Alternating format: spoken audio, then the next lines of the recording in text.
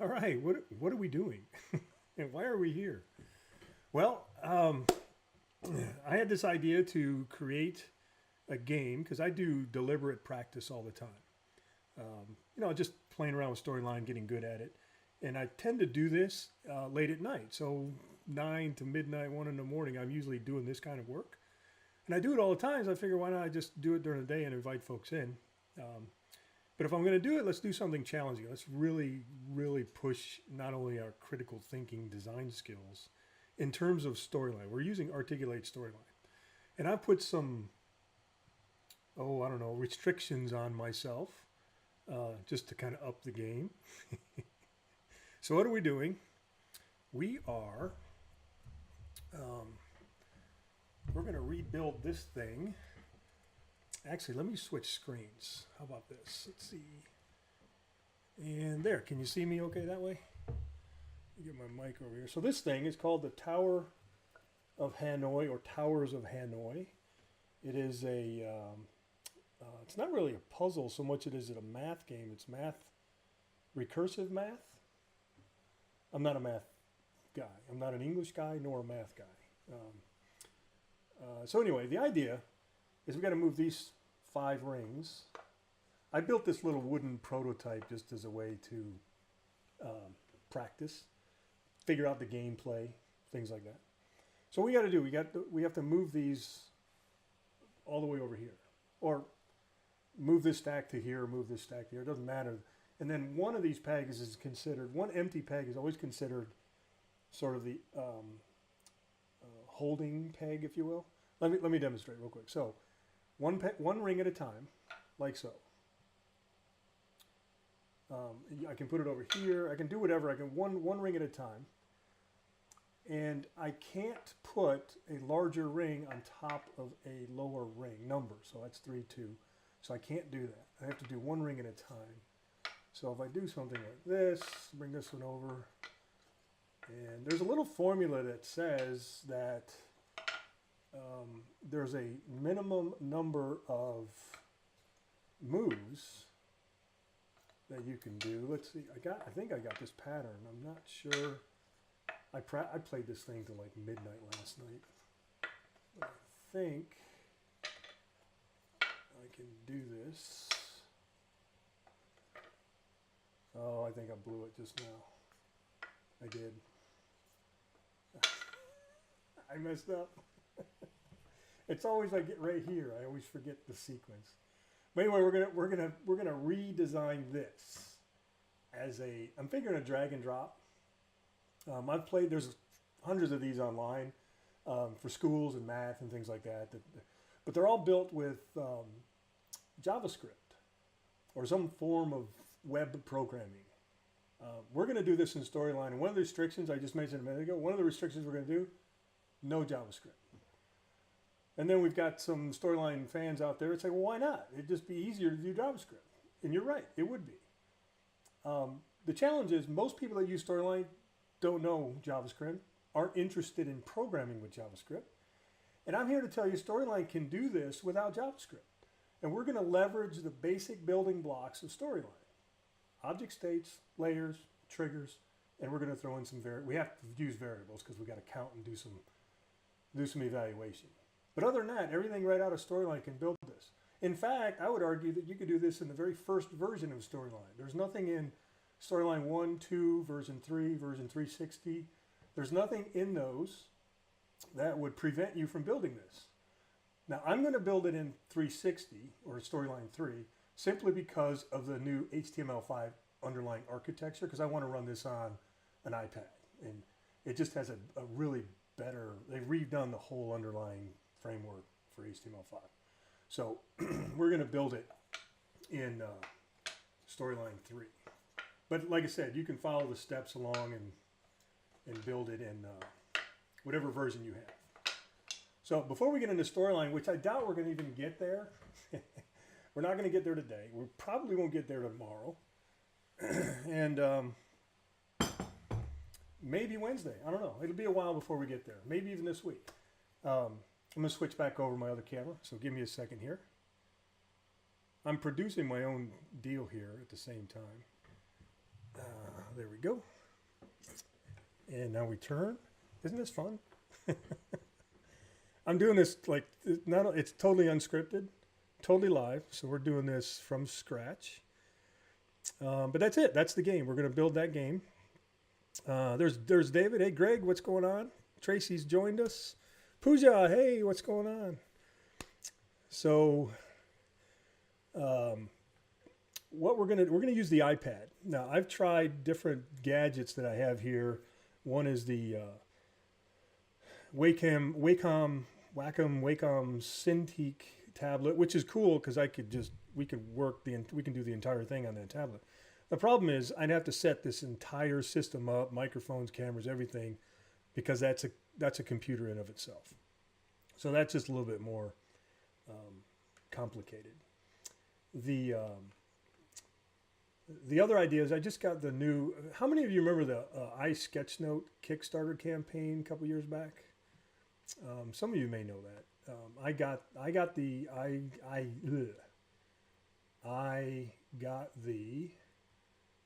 iSketchnote, and I'm trying to do two things here at one time. Sorry.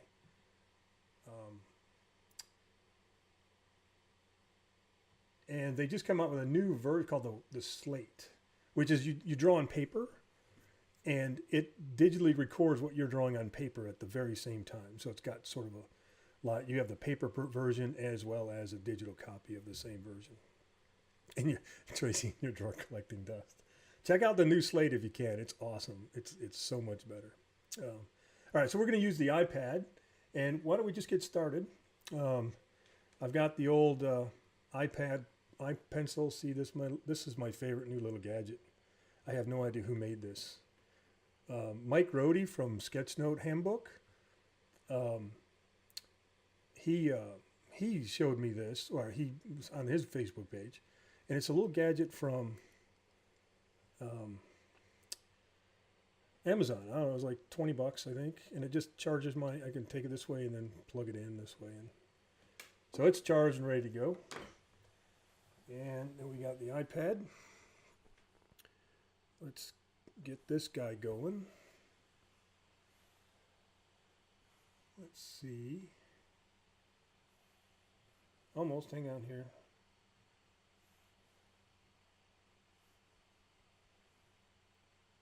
And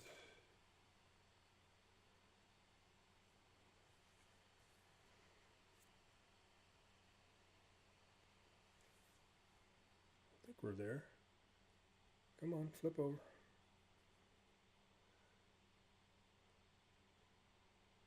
There it is. Okay.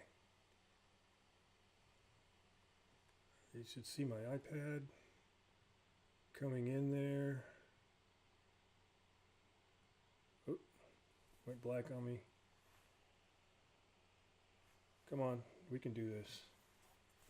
We can do this. There we go. Now we're cooking. Okay. Now you should see, I'm going to move my other camera out of the way so we can get the full. I'm just getting this set up here. And there we go. Okay. We're good. Okay, I'm using an app called Procreate. That's the one I've chosen. So we can get this set up. And I'm going to move my camera out of the way here a minute. I'm just going to reduce it down just a little bit. There we go. Okay. We all good? Let's get started. All right, what are some things we need to consider? There's a lot. We need a screen size. We're going to go here. Got that ready to go. Move my mic out of the way just a little bit. You have Josh, you got 3 girls. Hey Josh, what's going on, buddy? All right, so what are some things? Well, let's do some other things. We need more people in here. Looks like we have 15. We need like 100 people. So we need a hashtag. Any ideas of what kind of hashtag? I had SL, I don't know, SL Live, maybe something like that. I don't know. We need a hashtag. We can call it Nug Live. Nug Live, maybe. We need a hashtag. Any ideas, anybody? We gotta share the love. Work out loud, share your work, all that kind of fun stuff. NuggetHead, that's a lot of characters, Josh. NuggetHead, I mean, it's good, but I'm trying to think of something short, like Nug Live or NuggetHead Live, but doesn't matter. Storyline Live, Work Out Loud, Storyline. Anyway, forget it. You guys figure out what you want to do and just start tweeting.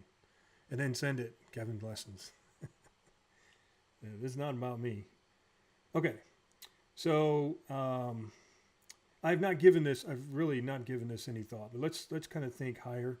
First off, I did some studying on this, and the formula of minimum moves is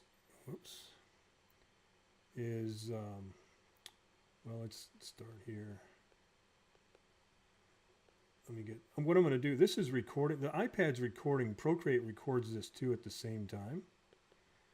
So what happens is, I'm not in the best position to draw this right now, so it's not coming out. Okay, there we go. Episode 1. So the formula, Tower of Hanoi. Let's get some notes down here. This, ladies and gentlemen, this is what I do. I just start this. This is how I start design my progress. So the formula is 2n minus 1, where n equals number of rings or discs or whatever. So we have five rings. So 2 to the 5th, so example,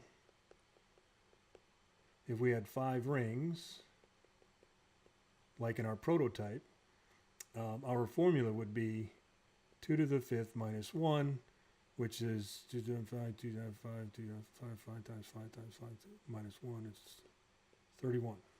So it's a minimum of 30. That's the win, right? So you would win the game, I would say. Is that a win? Does that equal win? Now you can solve it in 39 steps, but does that, do you get points? So we have to kind of think about, how do we give points? So same thing. So if we did 3 rings, so that would be 2 to the 3rd. 3 times 3 is 9, times 3 is 27, minus 20. No, that's not right.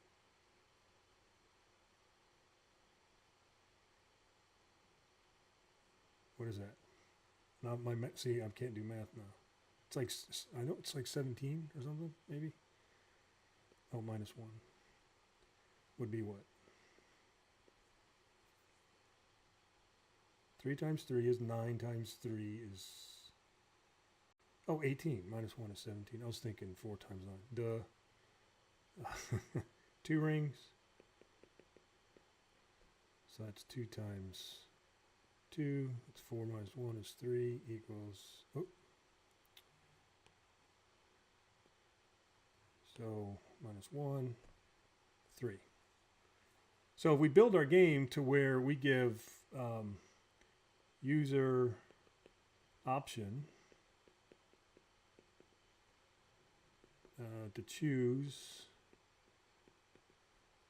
one, let's back that up. 3 rings, 2 rings. No, 2 rings are boring. 3 rings, 3 or 5 rings. How about that? We'll make it. We can go higher, 7, 10, but then one thing in Storyline too, once you figure out the basic functionality, then it becomes sort of a duplication of effort, but it's exponentially more work depending on how many types of gameplays that you build. So seeing that we're not doing JavaScript, we have to take that into say, I just want to get this thing working up to at least 5 rings. And if it works, we're having a great time, then we'll just do that. Something like that. So let's see, we've got what, Studioz Live. Ooh, that's kind of cool, Andrea. I like that. Nug Life. That is Nug Life. I'm going to have to write that down. Is that Nug Life? We got some good ones. I'm going to make notes here. Nug Life. What was the other one? Studioz Live.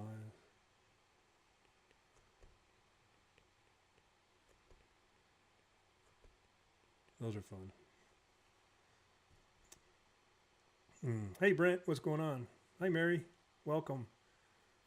Oh, Beth, what's going on? Good to see you. Luis joined too. Melanie, hi. Awesome. Okay, so let's get back to work here. Now, and I'm going to go for about an hour, maybe two, simply because I'm recording this, so I want to get the video up on my website. So for those who can't stay for the whole time, or for those that join late, so I'm recording this whole thing. That's one, and that's going to be a really big video. So I don't want like a 4 gigabyte video because I have to process that and put that up on a media server like YouTube. I'll probably put it on YouTube. I'm not sure yet what I'm going to do with that. And then Facebook, I think now they have a 4-hour max because the stream key is good for 5 hours. And I generated the stream key about 15 minutes before we started. So I know we're good through this time. But it's more about respecting, because if I don't put a limit on myself, I kind of forget to eat and sleep, and we just keep going at this. But anyway. So here's another question. Hey, Monse, what's going on? So here's another interesting thing we have to think about, right? So we talked about going to use this on the iPad. So we have to think of the aspect ratio of different devices because we're using Storyline 3. And Storyline 3's got a really great HTML5 underpinning, if you will. It works a lot. HTML5 works better on Storyline 3 than it does in Storyline 2. So if you're out there considering upgrading and you don't see a lot of widgets and features of the different versions that would get you to upgrade, I don't work for Articulate, but I'm telling you, if you push a lot of stuff to mobile devices, Storyline 3 is where you need to go. So because we're going to do that, and we have to consider the different aspect ratios, this tablet, in fact, this iPad Pro, the 12-inch, is a 4:3. So is the regular iPad's 4:3. I'm not too worried about phones. We're going to make it so it's useful on phones, but Storyline 3 is not responsive design. It has a responsive player, but it's not responsive design. So whatever aspect ratio I set, it's going to be that same, even on sort of a widescreen iPhone 6, 7, or some of the Android tablets. So I think in order to, the lowest common denominator would be to go with a 4:3 ratio. So we're going to do 4:3 as our story size. For those of you that are not familiar with the software, it's called a story size. And then we're going to go with that ratio, and then first comes a 1024 by 768 is a pretty good common size. May go bigger with that. If you can go bigger, you're still going to maintain the same aspect ratio, but going bigger gives you the ability to you have more real estate, I guess, at a minimum. What are some other things we need to consider about this game? I'm gonna keep these notes handy. Let me back up. I'm gonna not start over, but I'm gonna grab another screen, and we're gonna start sketching out some ideas here. So here's the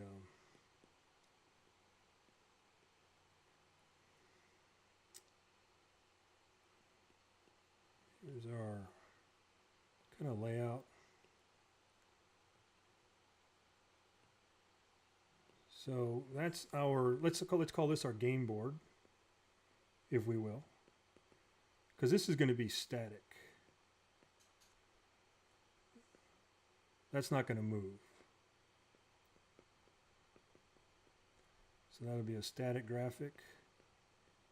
Now another thing, when you build these kind of things, or when I do, I kind of think of them in as in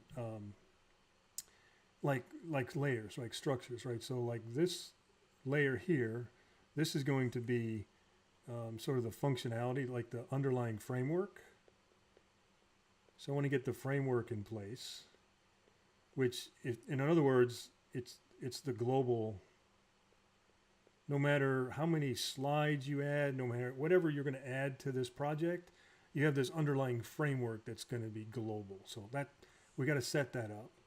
And then we want to set up our minimum viable functionality, the MVF. So we want to get it working. And I'm not too worried about the pretty stuff like graphics and all that. So we're going to get the functionality. But at the same time, we're going to, how do I want to write this? Plan for visuals. Can you read my writing? It's kind of scribbly.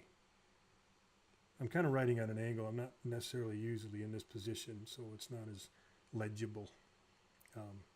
Okay, so we've got our plan for visuals. And then we're going to add, then we get the functionality, and then we'll start adding gameplay. And we'll start building on top of it. And the gameplay then is, you know, points, scoring. Oh, come on. Scoring.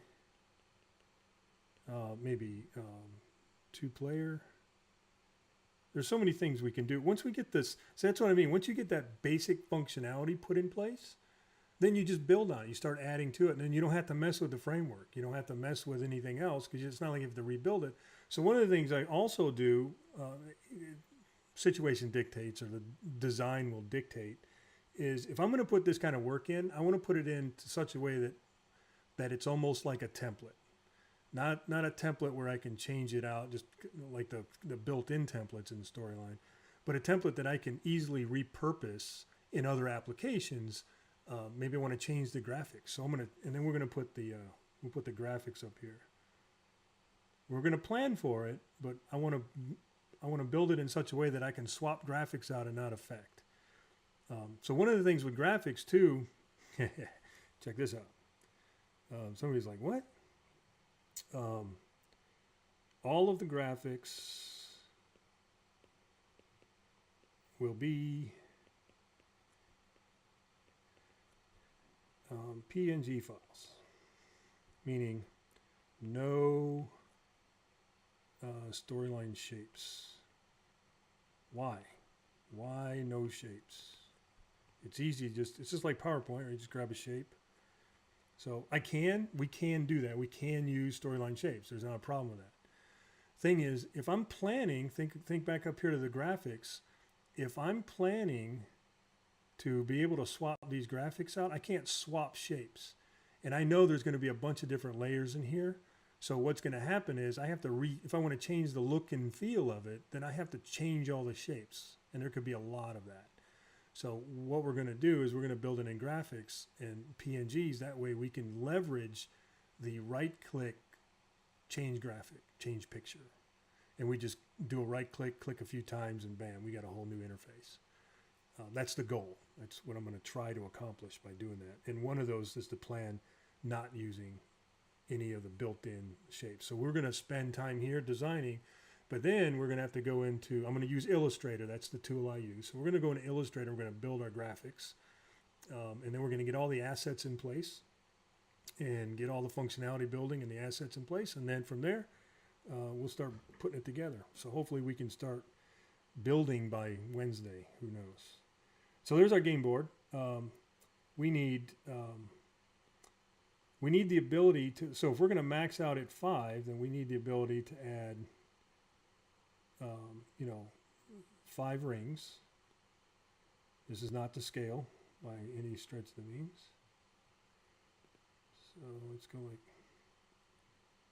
I'm left-handed, so what's happening is my wrist keeps falling off the edge, and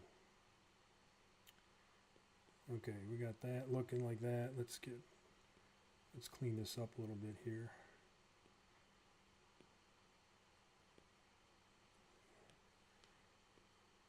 Clean that up. And we're going to give that a 1, a 2, a 3, 4, and 5. And this is A. And this is B. And let's call this C. Okay. So that's our assets. Now the idea is we got to be able to drag and drop, right? So we need to be able to click and drag and be able to drop over to these other locations. Now, if we have 5, so we have 5 drag items, how many drop targets do we need? There's your first test. David, good question. It really depends on if it's a heavy graphic project, and it depends on, it does, the project depends. But if it's specifically, if it's an interaction and it's a graphic that I like the custom interaction design the client has asked for, and I'm thinking ahead, thinking, well, this might be useful in the future, then I'll build it in such a way for my own personal future purpose, even though it's getting plugged into a project. I build it with the PNGs. That way I know that if I ever want to repurpose that style of interaction in a different application, then I already have it built. I don't have to go back through the whole. It's the efficiencies, right? It's just thinking ahead, always thinking ahead of your work and building your own little template and game library. Not to mention this kind of work, this deliberate practice that we're doing, it just reveals new techniques and it reveals new workflows.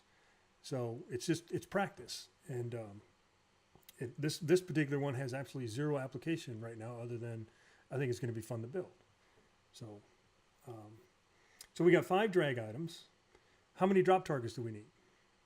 How many do you think? Minimum.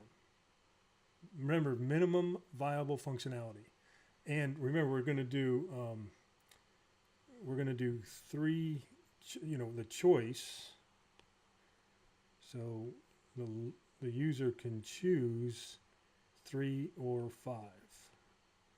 So we know we need a max of 5 drag items. What's the max drop targets? We need 15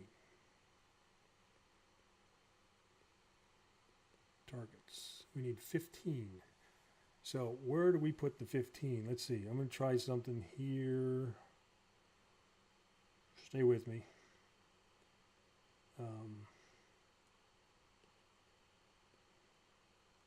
That's why I love this app.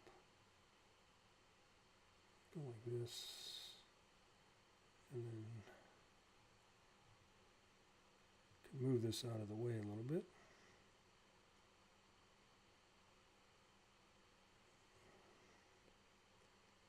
And then I'm also going to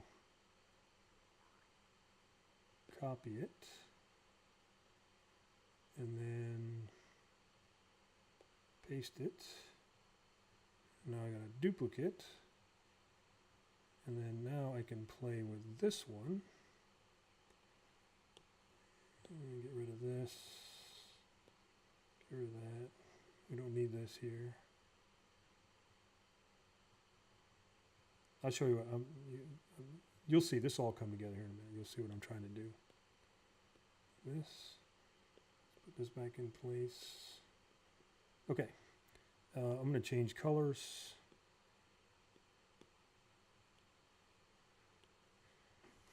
And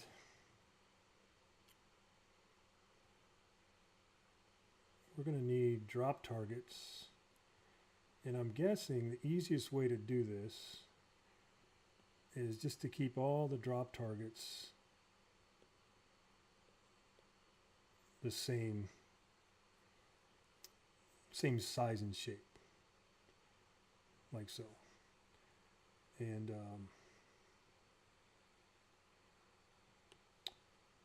get rid of this for a minute.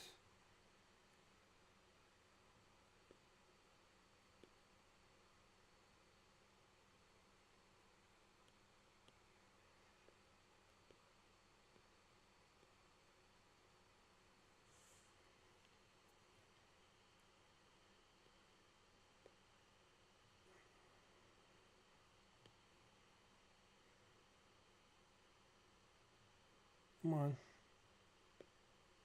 Come on. There we go. Copy, paste. right there, and we'll need another one right there. Okay, that's good.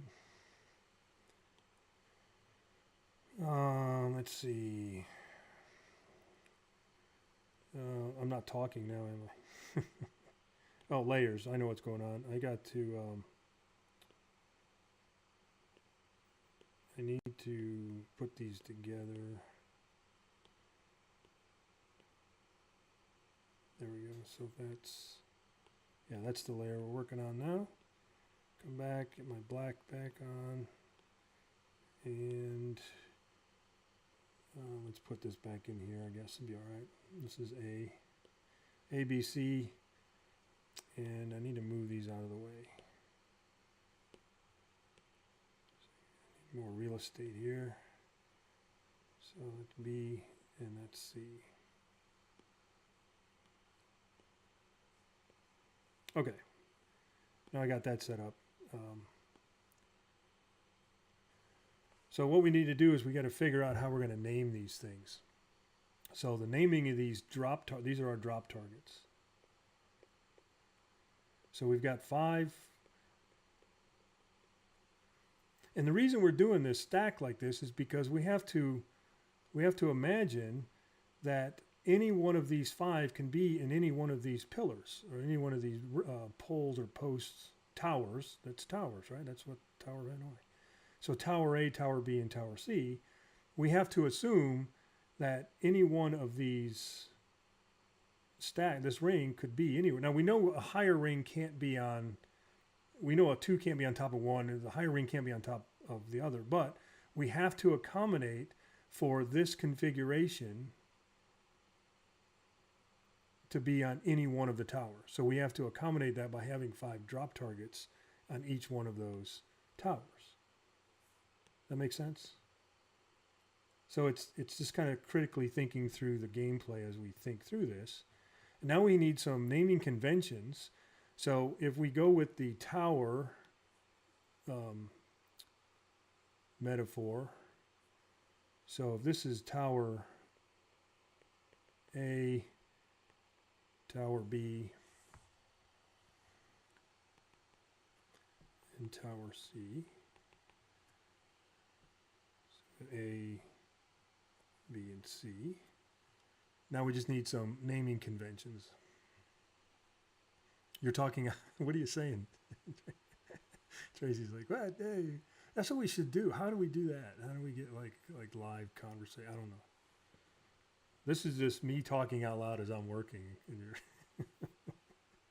Maybe we should do like a Google Hangout at the same time. You think we'll blow up the bandwidth if we did that? Or maybe Skype or something. Okay.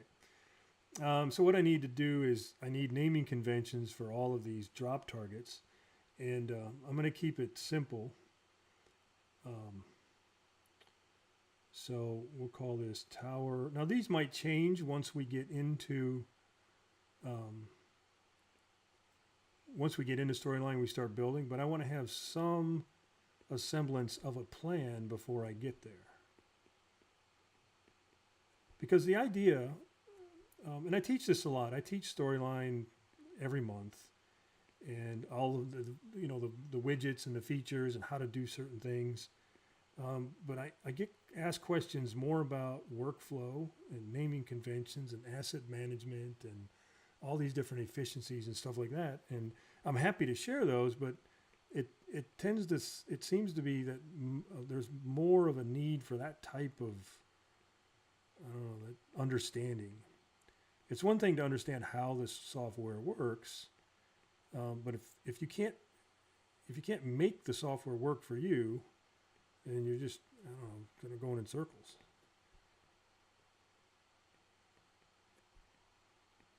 So we're gonna, and this is where design starts. Design starts here, not necessarily in a iPad, but design starts on paper.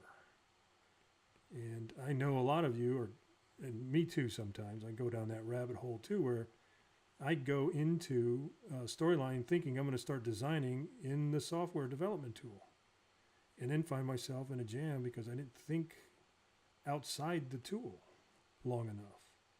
So that's what we're going to do here, however long it takes. So we're comfortable that it's time to go into the development. All right, so we've got a max of 15. Let's see, where am I at here? Let's get a bird's eye view of this.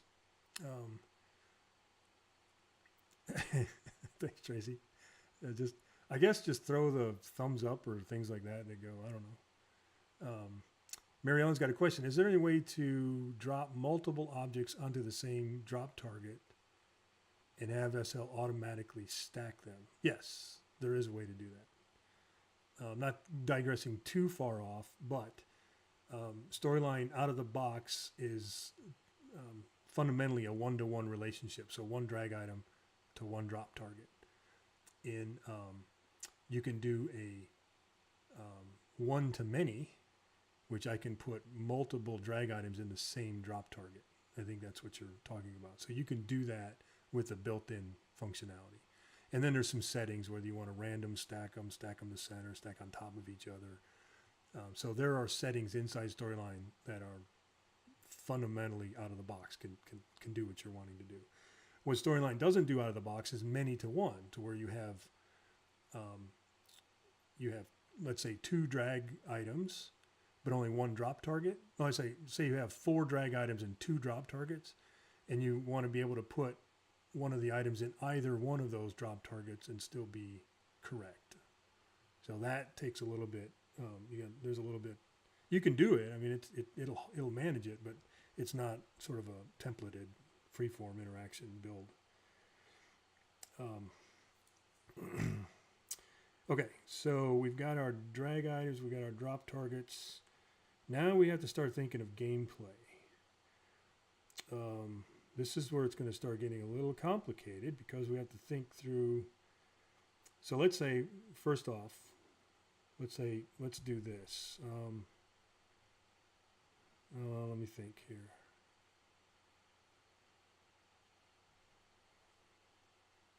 All right, I'm just going to clean this slate, and we're going to start with a new board. And I'm going to go a little simpler with my sketches here.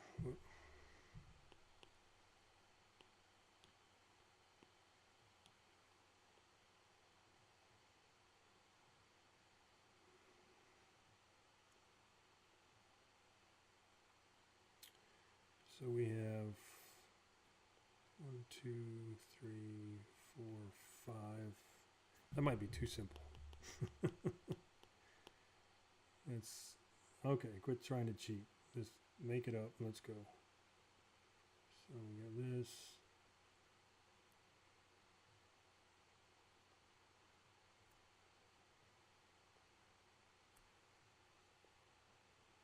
So the first gameplay, the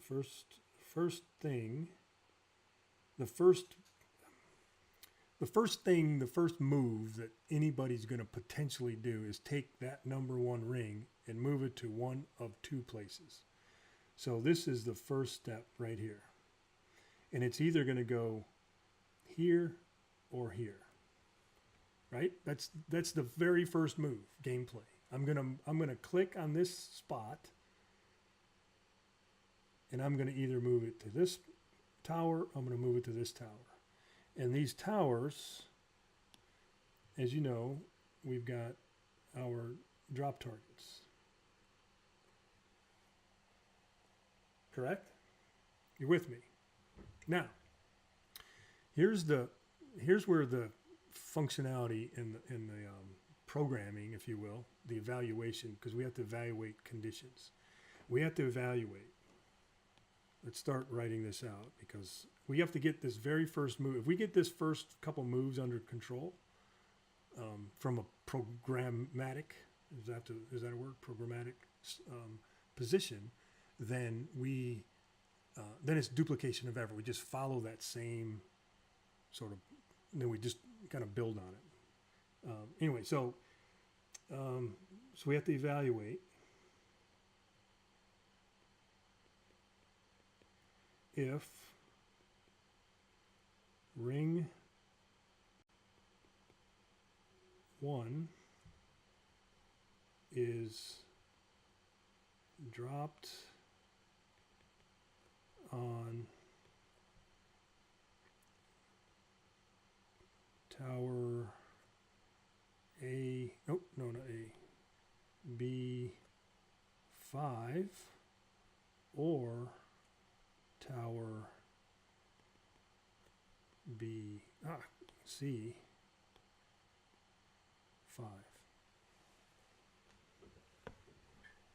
Did you see that? That pseudocode? That's what pseudocode is. If you ever heard of that before, pseudocode is you talk out. This is the biggest trick in storyline. If you're struggling with triggers and layers, if you're struggling with anything, I'm not even talking about variable conditioning. If you're just struggling with that conditional evaluation mindset, I promise you, if you do this, what I just did, if you just talk it out loud as you're writing out plain English, what do you want to do?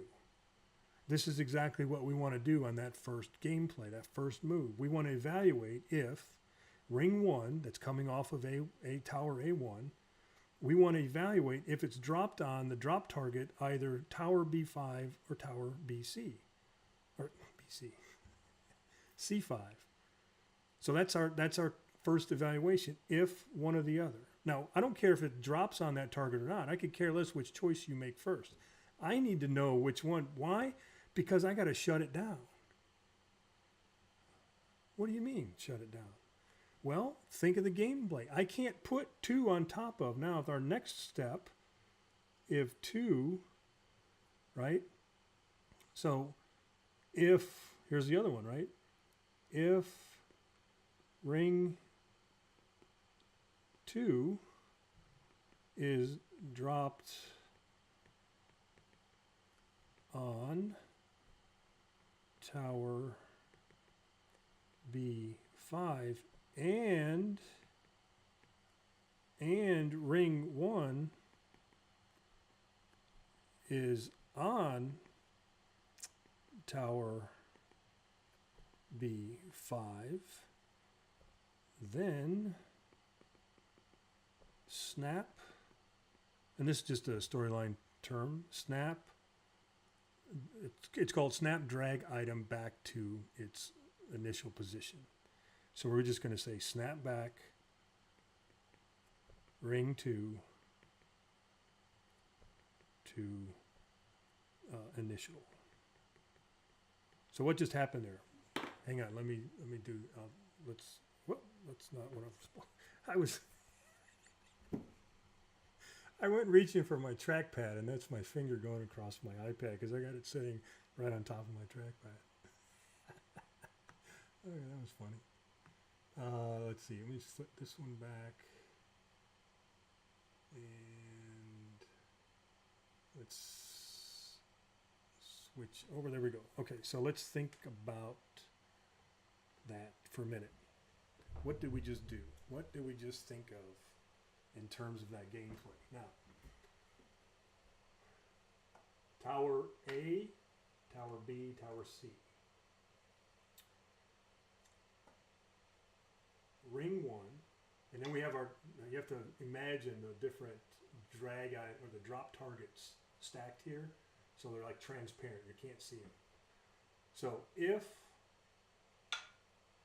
ring 1 is on tower B5, which is the bottom drop target, if ring 2 goes on, B4, I got to change that, not B5. So if ring 2 drops on B4 and ring 1 is on B5 at the moment, take this one and put it back automatically, because you can't do that. So we have to say no here, and then that only leaves one place for this to go, and that's C5. Does that make sense? Okay. Clear as mud. Okay, let's flip back over here.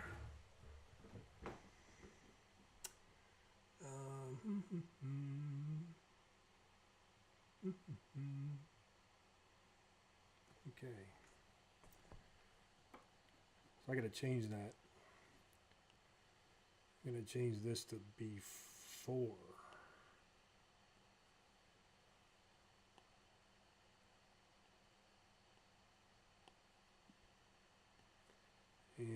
get my attempt to do my trackpad evidence off of this. That was kind of funny. All right. Oh, hey, buddy. My son just joined, Garrett. It is a simple if-then. It is simple if we're doing programming and what we're doing with this particular this particular piece of software, because we're eliminating that if-then, and that's one of the well, let me put it in a different term here. I use Storyline as my predominantly chosen authoring environment to build the work that I built. It's my responsibility to know what the restrictions and limitations are, as well as the features and benefits of that tool. So when I'm working with clients and figuring out what we can and can't do, I can honestly say, yes, that's doable, but it's going to take this extra amount of effort, or no, I'm sorry, this current version of this application can't do what you're wanting to do. So one of the things of the restrictions in Storyline and the current trigger conditional value is it doesn't have that if then else. It's got an if then, but not an if then else. We could do that with JavaScript, but because we're adding that restriction to ourselves by not doing it in a programmatic way, and we're just going to use everything that Storyline has out of the box, which proves one thing, it can, and two, that anybody can do this, and you don't need to be a programmer. But those are some of the things we have to take in consideration. So when we get over to Storyline, we'll revisit all this because we're going to take all of these pseudo-coded descriptions that we've got written down here, and we're going to convert them into actual functioning triggers and actionable events. Okay, so let's redo this. Let me think out loud here again. Ring 1 dropped on tower 5 or tower B5 or C5. Oh, wait a minute. Let's see. What else do we need? That's just an if. If ring 1 is dropped on tower, you know what we got to do? We got to add some more here. Hang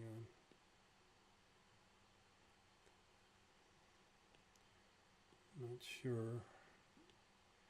If ring 1, let me think through this again. If ring 1 is dropped on tower B5 or tower C5, then it goes back to what Garrett said. Then we need to. Oh, that's the other thing we have to do. Holy cow! I knew that, and it just dawned on me. Guess what else we have to do? This is where we're going to have to use a variable because we're going to have to do some counting. Not counting in terms of a score, but we have to count when to activate which drop target. So if ring 1 is dropped on tower B5 or tower C5, then we got to somehow activate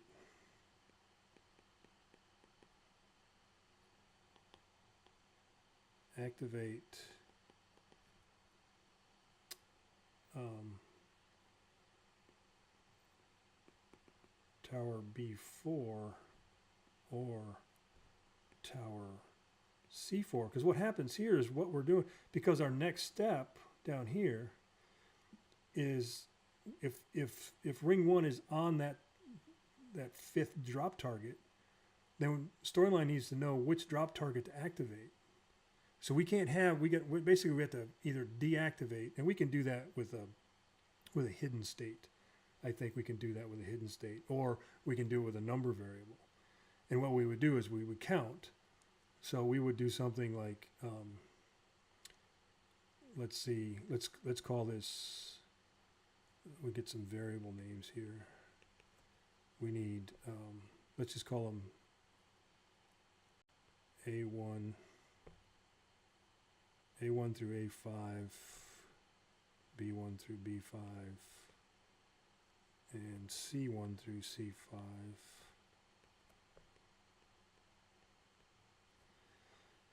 So there's 15 variables.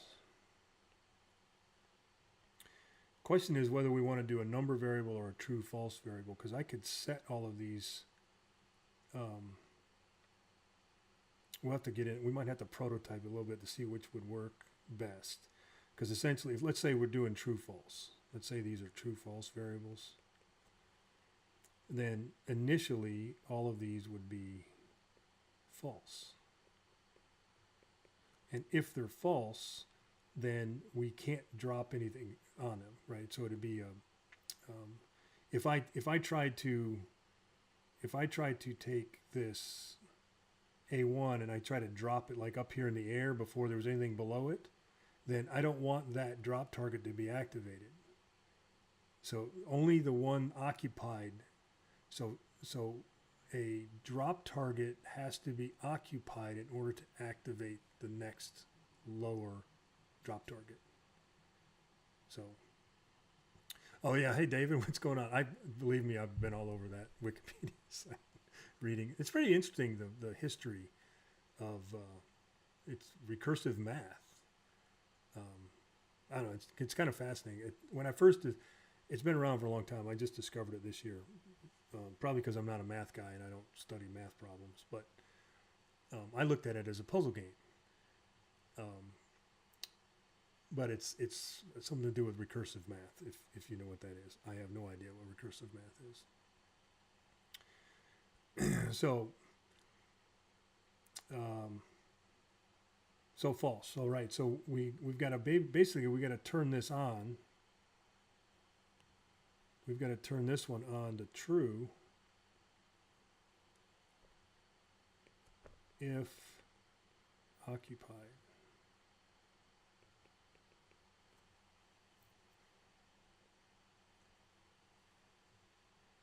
So if occupied is true, but what does that mean to me? I mean, what does that mean? I just flipped a variable from false to true if something landed there, but that means I need to activate the next shape up. So what we'll have to do is we'll have to test if we can do the show hide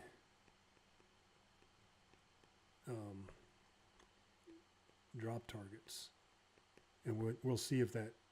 We'll have to test that and see if that'll activate. In other words, if I have a hidden shape in storyline just doesn't know it exists. I know that's how it behaves. I mean, I know how storyline behaves like that.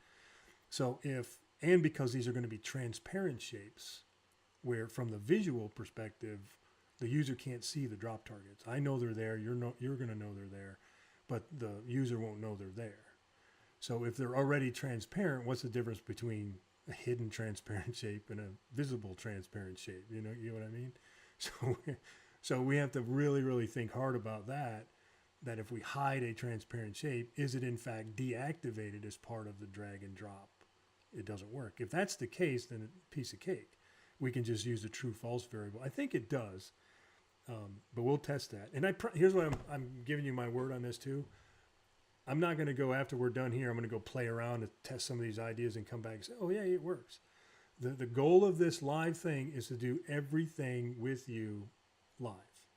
So when we finish today, I'm putting this away, putting it back in the drawer until tomorrow morning, same time. And then we'll pick right back up where we left off. We're going to do everything. And that's what I mean. It could be a week, 2 weeks. I don't have no idea how long this is going to take, but I'll come here every day and I'll just keep working through it until we get done. So, hey, Mike, what's going on, buddy? So, where are we at? Yeah, so what we're going to do is we're going to, I'm going to try that. We're going to try that first. We're going to create 15 variable, true-false variables, one for each drop target, as indicated by these blue lines. I know what I'm doing here, so if anybody coming back might be like, what in the world is all this mess? Let's see. Can't...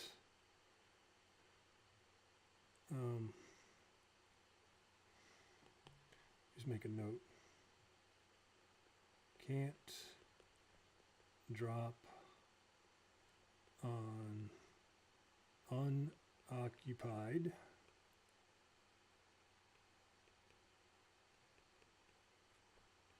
target.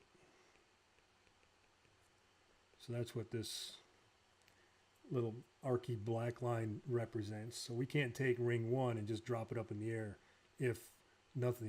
so essentially this little tower C, tower C4 would have to be occupied in order for this one just above it to be activated. If you follow me, I'm probably not making as much notes as I should, and I'll learn as I go along here to ensure that everybody keeps up. So, because I've got the other drawings. For those of you who just joined, we're on our third sketchboard already. So, oh hey Andrea, how are you? Thanks for joining. Okay, so let's see. Where are we at? Let's regroup. 15 variables, true, false. We have 15 actually drop targets. And we're kind of concentrating on this tower C right now. So tower C, we've got, let me zoom this in. Maybe that'll help. And we know this is, we might just shorten these darn names up. But I know this is tower, drop target, C1, tower C2, tower C3, tower C4, tower C5. So those are our drop targets. Now we know we've got the same over on B and also over on A. So the gameplay, again, let's think through that first gameplay again. Evaluate if ring 1 is dropped on tower B5 or tower C5, then activate tower B4 or tower C4. So let's think through that again. If we take A1 or ring 1 and we drop it over here on C5, then turn this to true, it's occupied. Actually, you know what? Well, it doesn't matter if we do true or false. I guess I'm thinking backwards. So now that I think about that, let's start with the initial value as true. I guess it doesn't matter. True. So if it comes here, then change it to false, meaning that it's unavailable. So change it to false if it's unavailable. So you can argue one way or another if it's the other way. True could mean occupied. False could mean occupied. Half a dozen, 1/6 the other. I guess it doesn't really matter. I guess just the way, whatever makes sense. And actually, what makes sense to me is I'm going to go the other way because I just have my habit is I start all these types of variables in their false value. I think of it as a room. You walk into a room and the light's off, false. You turn the light switch on, the variable flips to true, and then sends electricity. That's the event, right? Sends electricity through the wires, turns the light on. So it's in a true state, or the true variable, and then you have an event because it's true. So we're gonna start with a false variable or false value, and then if ring 1 lands on C5, then we'll flip it to true. Then we'll flip this one to true if occupied. There, that makes sense.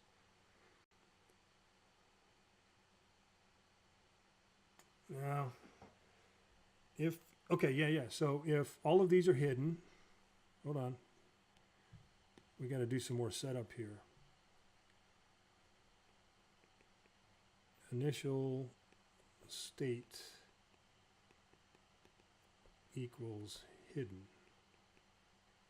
Now just the 4. We don't want 5 because they have to be activated to start with. Now there's a difference between activated and our variable. It's two different things. So we have to evaluate whether those drop targets are being occupied, but at the same time we have to be able to show and hide them.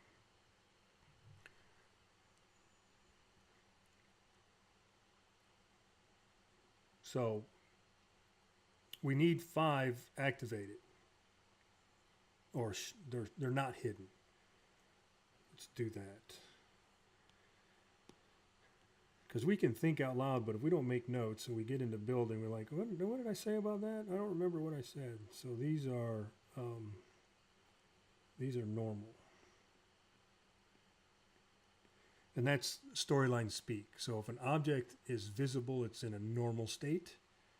And if it's hidden, it's in a hidden initial state. And it's called initial state, meaning when you first load up that visual screen or the slide, then objects are either normal or hidden initially, or they could be in other states. But fundamentally,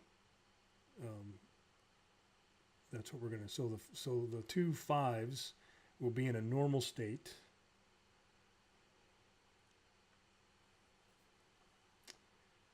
And then if we drop 1 on 5, then flip it to true, and then, then that's when we change C4. So let's go back down to our behavior. If ring 1 is dropped on B5, I'm going to change this to match our drawing.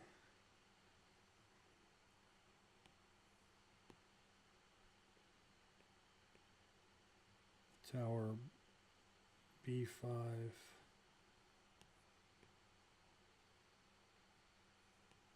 or tower C5.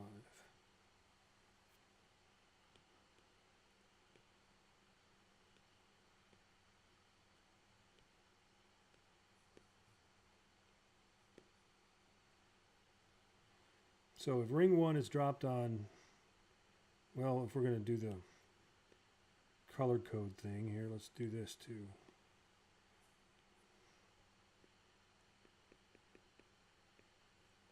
Ring 1, and this is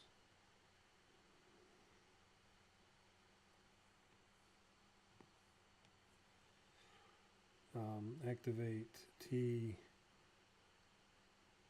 B4 or C4.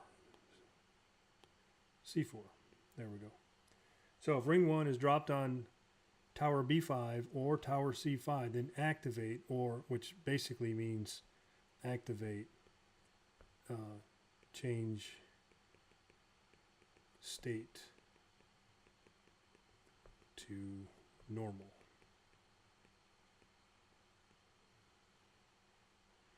So now that gives us, we've got one space occupied down here on C5.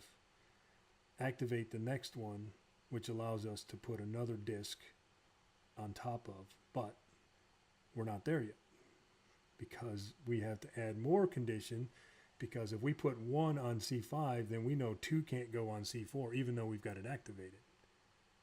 Does that make sense? No, it doesn't, because we're really getting into some deep stuff here. So, okay, so we're going to go farther down here. Let's see, we'll get rid of this, change this to, how much time, where are we at? Oh, that's been an hour already. How much fun is that? And we're just getting warmed up. Ring 2 is dropped on B4. I'm going to go back to my color codes here. I think it just helps read better if on tower B4. So that's TB4. And ring 1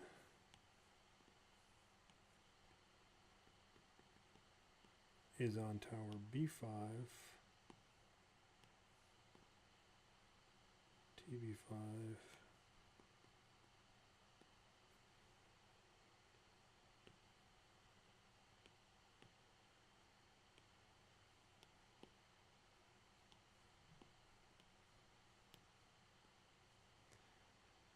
And snap back, ring 2 to initial position.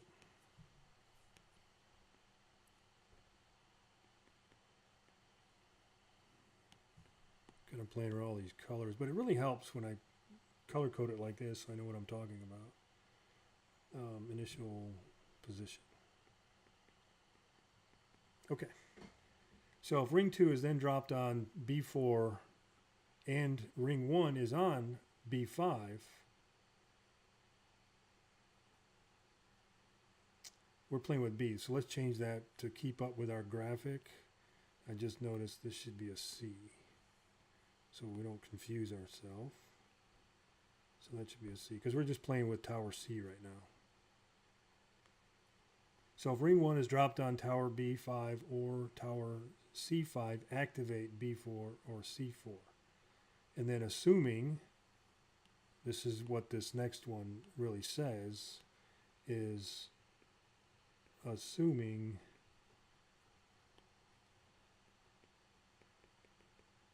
ring 1 is on TC5.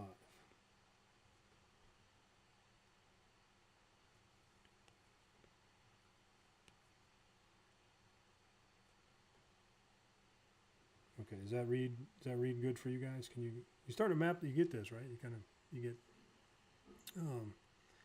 so ring 1 is dropped on B5 or C5 and then activate, meaning we're going to change the state of, and I'm pointing and I know you can't see it, but we're going to change the state of the next up to normal. And then if ring 2 is dropped on C4 and ring 1 is on C5, then snap back. But at the same time, we have to activate B5. Because, well, B5 is already activated because it wasn't used. So we know 2 can go there. So let's take a little pause here. Let me flip back over to the other camera.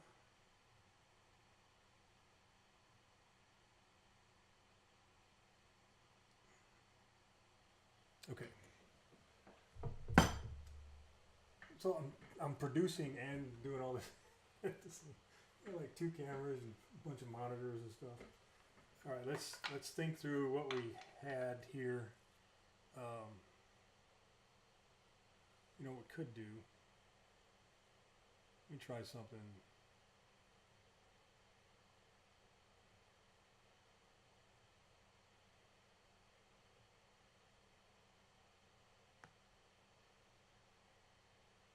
Hang on with me. I'm producing.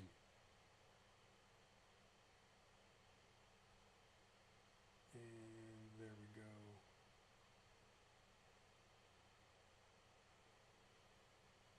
Try to get them both up. No, this is in the way. We need to put the other one.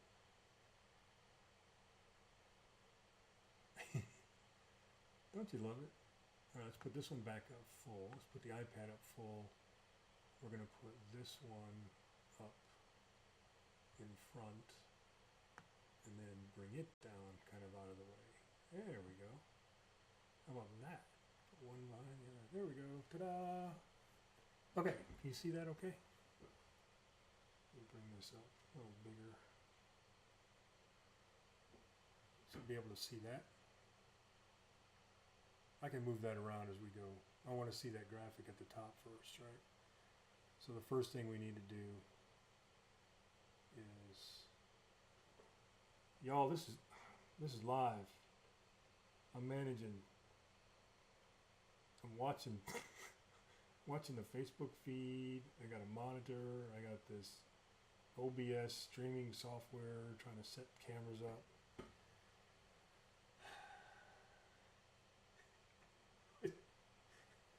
It ain't gonna hurt if you don't do something stupid, right? Do some crazy stuff. All right, so let's think where we're at here. So if ring 1 is dropped on either tower B5 or tower C5, then change the state of the next drop target. Now this one doesn't matter. Let's take us back here. What I need is some more props is what I need. Tomorrow, I'm going to get some Legos out tomorrow. Maybe I'll rebuild this in Lego because it'd be a lot easier to move things around. Okay, so let's assume that we've got drop targets on here, right? 5, 4, 3, 2, 1 for tower B, 5, 4, 3, 2, 1 for tower C. So if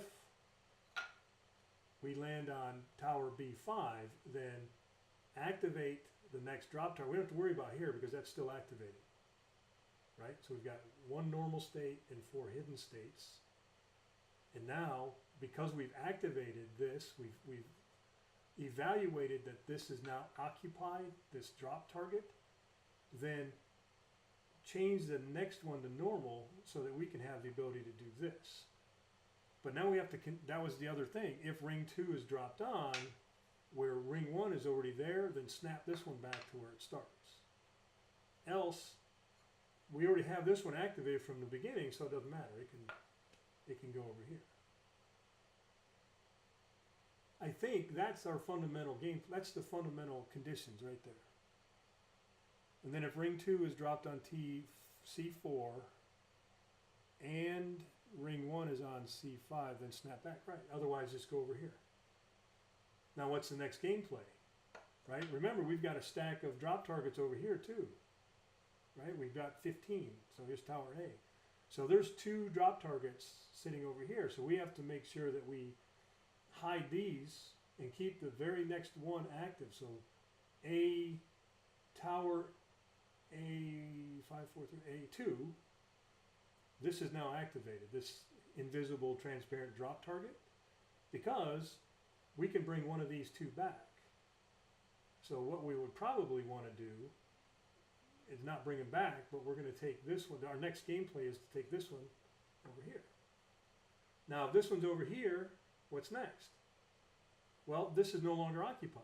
So now hide Tower B4 object state to hidden and reactivate the one below it, flip the variable back. So that's what we're going to be doing. We're just going to be turning. 2 things are going to happen each game, each move. Now, I think I've narrowed it down. We're going to either change an object state to either normal or hidden, and we're going to change a variable from true or false.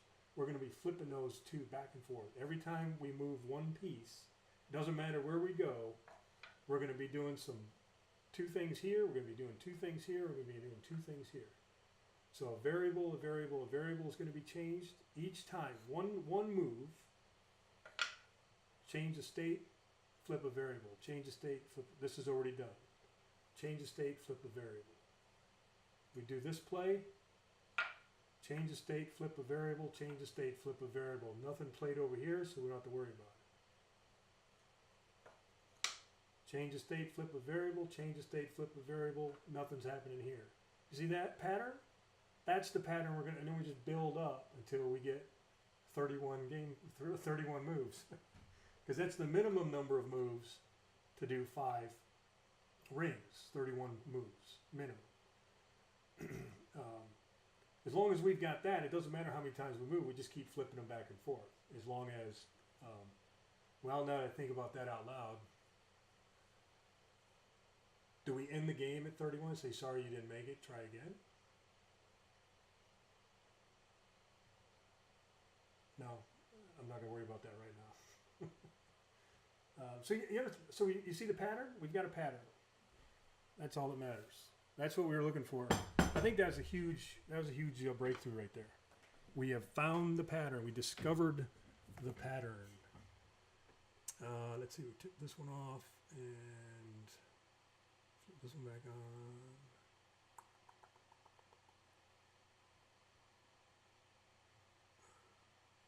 Hold on. Yeah, when's the last time you went live and produced your own show? And we are not working. Hang on.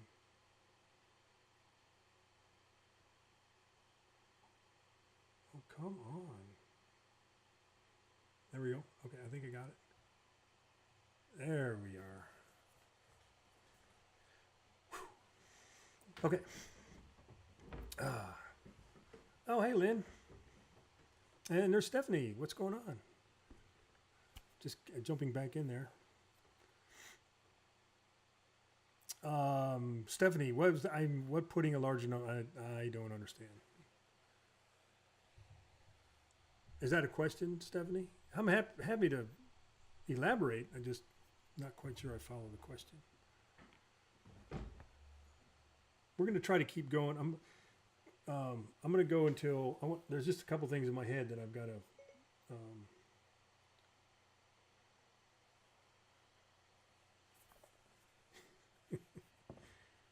A couple things in my head that I want to figure out. before we end today. Okay, so the pattern, that was the big breakthrough.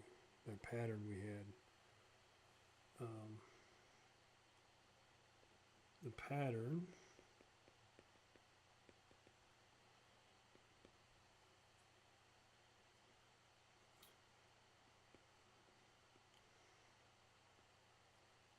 come on.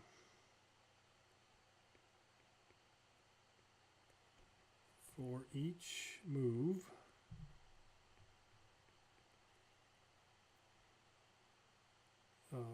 flip value of variable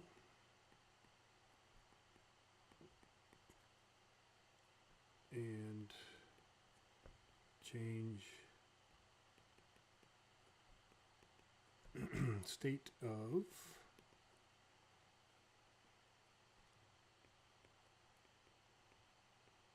drop target.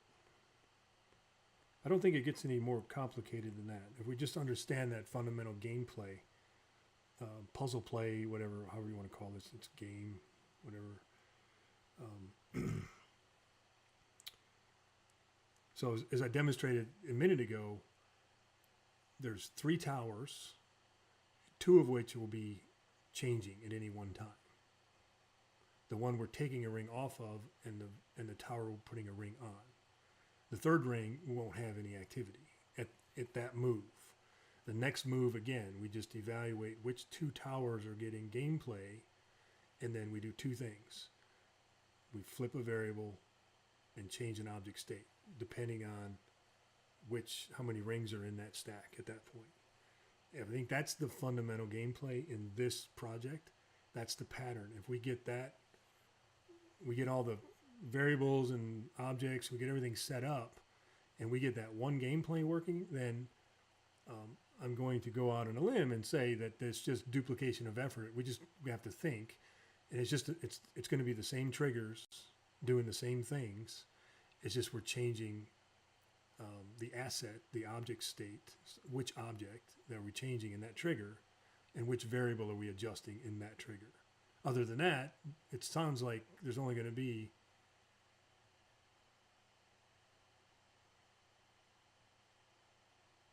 there may be only 2 or 3, 4 triggers per move times 31 minimum 31 plays. I think I don't know, we'll figure it out. It'll be a chance. And the reason we're doing 5 now, because we're going to give the user a chance to do 3 or 5. Then if we do 3, then we do that on the front end, and we just turn a bunch of stuff off. So if the user says, I only want to do 3 rings, then we just turn a bunch of stuff off and never activate it. Or we build this one, the 5 ring play, on one slide, and then we just copy the slide and then get rid of 2 rings. We can do it that as well. And then that way, just make it sort of a branching choice. So if I do 3, go to this slide and play the game. If I do 5, go to this slide and play the game. And then we'll add some scoring and some other flashy stuff and a feedback, like, hey, you win, or you did it in this many, kind of plays or whatever.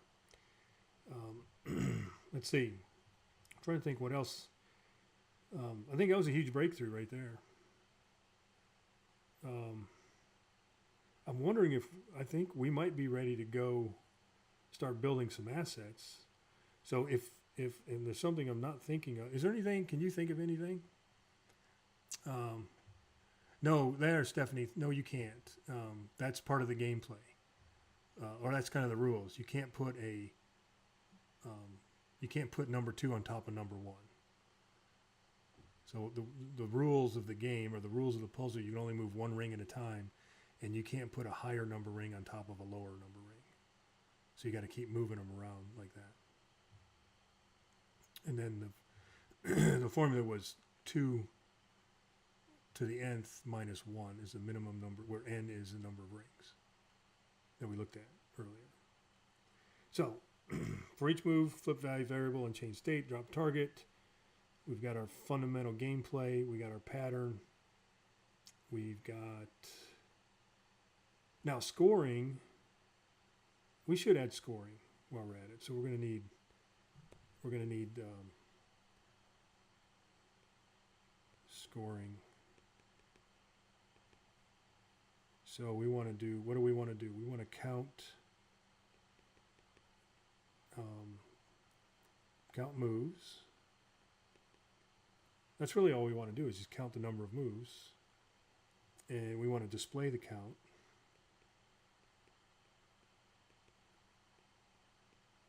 So that you can see how many plays you're taking.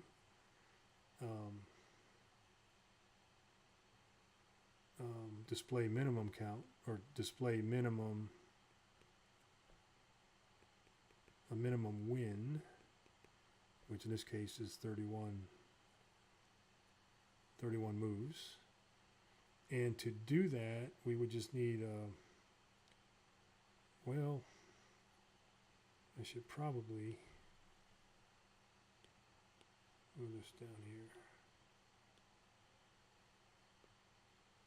And we'll need a variable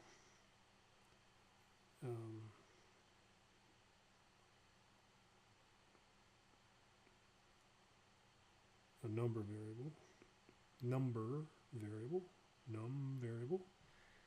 I don't. We'll just call it count. Moves, maybe.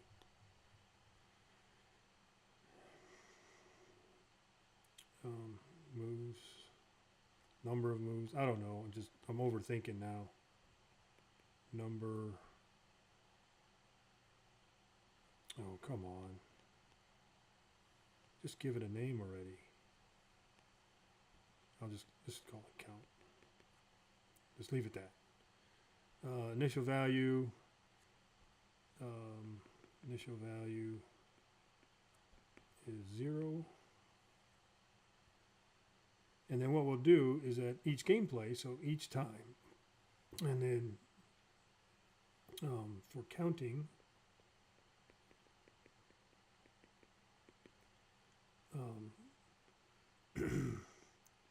add 1 to count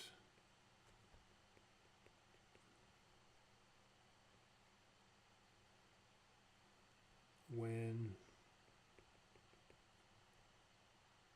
object ring, whichever one, could be any one of the 5.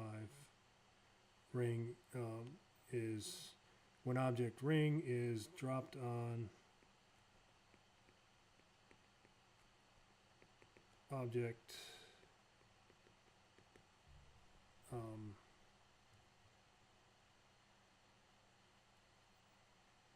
one of the tower drop targets.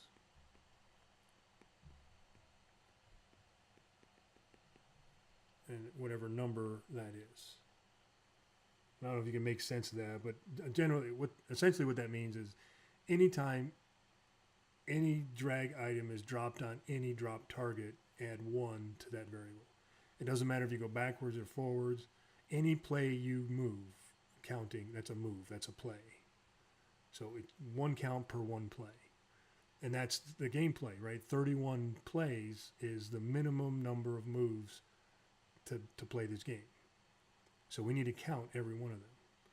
Now, do we do another evaluation? Do we eval over 31? Maybe. I'm just putting a note there to think, what would we do if the play goes past 31? Do we reset? Do we show feedback of some kind that says, sorry, you didn't make it, and then reset? There's some options there. I mean, that's down the road. We don't have to worry about that right now. We can think about that later. Yeah, Mary Ellen, I think that's what we're just trying. I'm just now looking back at some of the comments. Yeah, that would be the feedback. So when you get to 31, if you get to 31, so if 31, my notes are getting kind of ramble here now. If 31, which is a win, then maybe an auto, well, then a win feedback, right?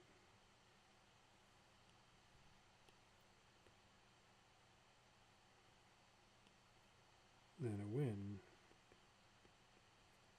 feedback.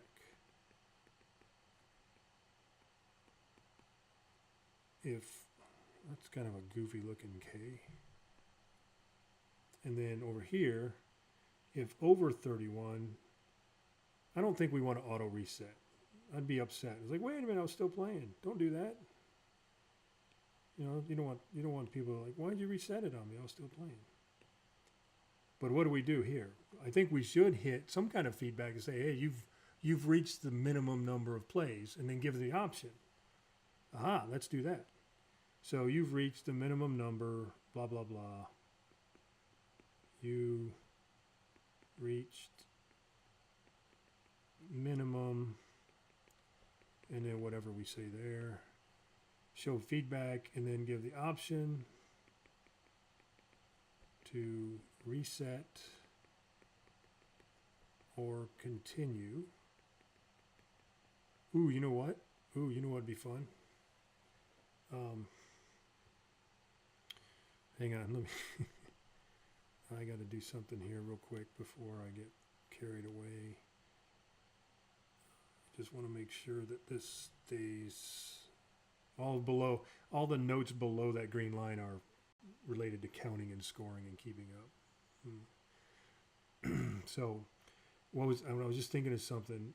So reset or continue. The other thing I was thinking, how cool it would be if we could then, now we can't, we're not doing JavaScript, right? So we're just inside this one instance.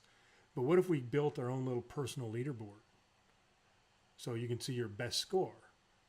So every time you start over, there's sort of a best score there, or best, here was your last try, here's your best try. So maybe we put a little personal leaderboard. You're really just competing against yourself. So if you get like 35 one time and the next time you got 32, so you can see how many times, so attempts. So this would be attempts. So we would have another variable here, and I'm not worried about that right now, but it would just be a single variable, and then turn it on 1 when the game starts, and then whenever you win or start over, or if you start over, we'd add it to 2. So we just keep up how many times you play that instance, time you turn it on. And then later, maybe 2-player. Can we do that? How would we do that? On the same game board. Let me go back to notes here. Cat, the basic game idea is a lot of baby infantile. Yeah, well, it is, Cat. It sure is. Like I said, it's this game, if it's a game, puzzle, has been around for a long time. Mary's got a quick question. What would we add to the variable if they drop a larger ring on a smaller ring and snaps back? We wouldn't have to do the variable. That's the switch back and forth, because let's go back to the gameplay here. Let me get my green out here so I can kind of answer your question. So if we look here, if we look right here, this is where we made some notes earlier. If ring 2 is dropped on C4 and we're thinking about we played on this tower over here. So if ring 2 is dropped on C4 and ring 1 is already occupied down here on C5, then snap ring 2 back to its original position. So we can't put a higher ring on top of a lower ring, and if we do, then we have to evaluate that. We got to evaluate, is there a lower number there? If so, snap it back. So the opposite of that, if ring 2 is dropped on C4 and ring 3 is on C5, then drop, then let it happen. And I don't think we have to add a condition there because we're just going to open it up. We're only worried about what doesn't work. And what do we have to do if it doesn't work? If it's supposed to work, then we don't have to evaluate. Only if it doesn't work. Garrett, once it's built, what's it public? Well, we're developing in a tool that I use. It's called Articulate Storyline, and we'll get to that probably tomorrow. We might start tinkering with it tomorrow, if not Wednesday. So we're gonna author all of this inside that tool, and then we're gonna publish from that tool, and that tool allows us to publish out to a HTML5 package, and then we just take that package and we put it up to a web server, and then I send you the link, and then you play it on your computer, you play it on your whatever. But one of the things is that I'll probably send this prototype. We prototype this because I'm using the latest version of our Articulate 360. I'm going to leverage the Articulate Review, which is a way that I can publish this prototype up to review and then send all of you guys the link so that you can kind of, did I miss something? Did we break something? Did you have something else that came to mind? And we can just add comments right there. So we're going to make this sort of a collaborative build over time, which I think would be fun. So anyway, I think we got a lot done today. I'm kind of surprised. It's only an hour and a half. And that's a good place to stop. And I'm going to take these and make a little folder here. And let's call this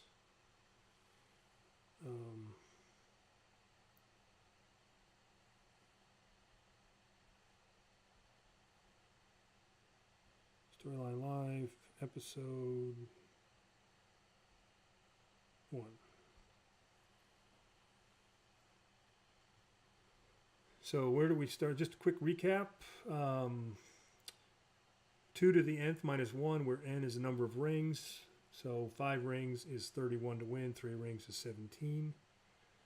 The hashtags, for those of you who came in late, the hashtags are just hashtags to get other people interested in case they want to come and join and jump and drop in with us. Use option, choose 3 or 5 rings. We're going to go with a 4:3 ratio, and that's because lowest common denominator, that will fit anywhere. We could go with a widescreen, but I don't know that we need to. But if we're designing for where you can put it on the iPad, what you're looking at right there on screen, that's a 4:3 ratio. So think of this game fitting on that sort of aspect ratio. And if it fits there, it'll fit anywhere. And probably, and I don't know, the 1024 by 768, that's just dimensions of real estate. So I can go bigger. It just gives us more real estate, but it'll still be the same aspect ratio. What else do we do? We kind of did the framework, the global stuff. I'm looking up here in the corner right now. So we talked about sort of a strategy, the framework, and that's kind of what we did in the last couple of minutes. Is we worked on what's the fundamental global strategy? How's that going to work? And then we're going to build that minimum viable functionality. And we're going to plan for visuals as we kind of think through this. Right now, I'm just thinking just some base color graphics, but we can add, some fancy looking stuff later. But what I'll do is I'll show you how you do that later. So we'll build a graphics package that we can plug and play. So if you want it to look like dogs and cats one day and you want to look like fruits and vegetables the next day, same game, it just has a different theme. I guess that's what I meant. We're going to build in such a way we can change the theme of the game. And then finally, points and scoring, maybe 2-player. That's what we just finished. And we didn't get the graphics today. We'll probably enter that tomorrow. So it's just going to be a drag and drop gameplay. And we kind of figured out how we're going to name some of the assets. Tower A, Tower B, and I'm kind of looking over here in this area. And we give our assets, we need 15 drop targets, and we need a minimum of 5 drag items, and that's the 5 rings. And then down here, no storyline shapes.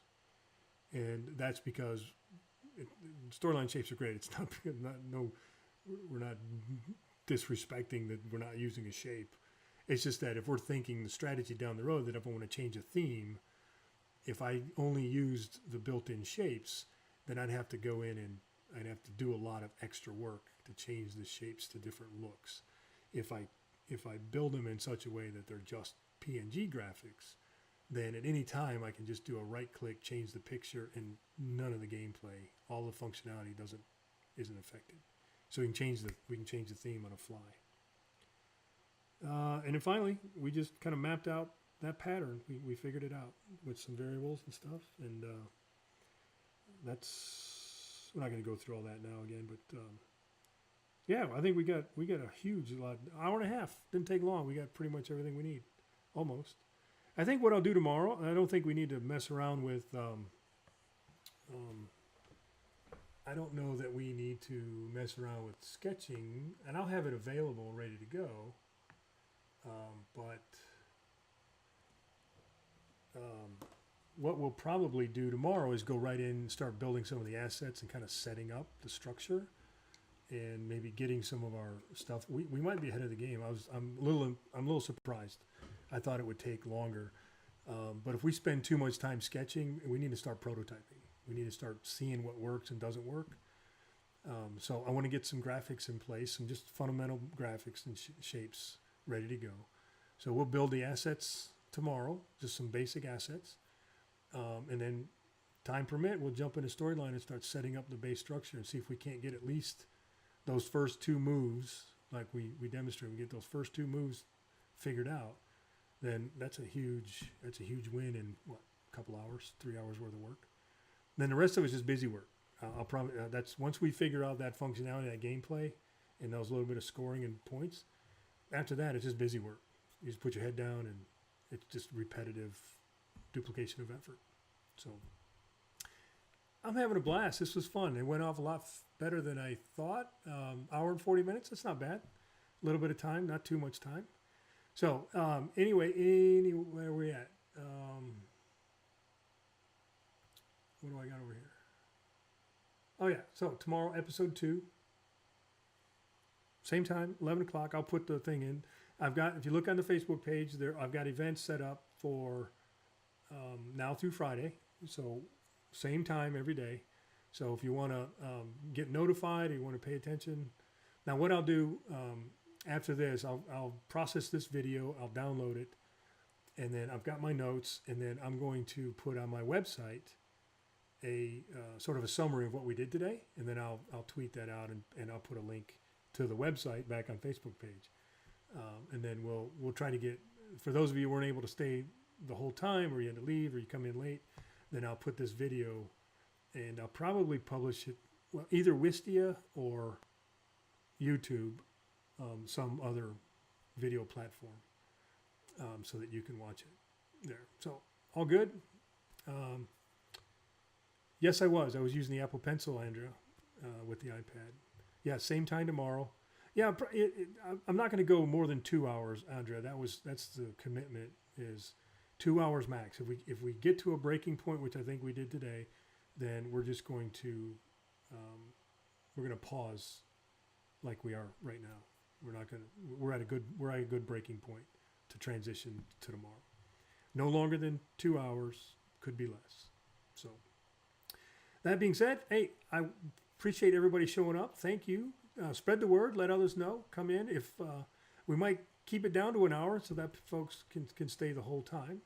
But look for information and notification that I'll have the video and summary, and I'll grab these sketches and create the graphic. I mean, I'll export the images from the iPad, and I'll put those up on the site too. So we'll have all the work, and everything's ready to go for tomorrow. So excellent. Thanks, everybody. Appreciate you coming, and we'll see you tomorrow. That's it for now. Now I got to figure out how to turn all this off. We'll see you tomorrow.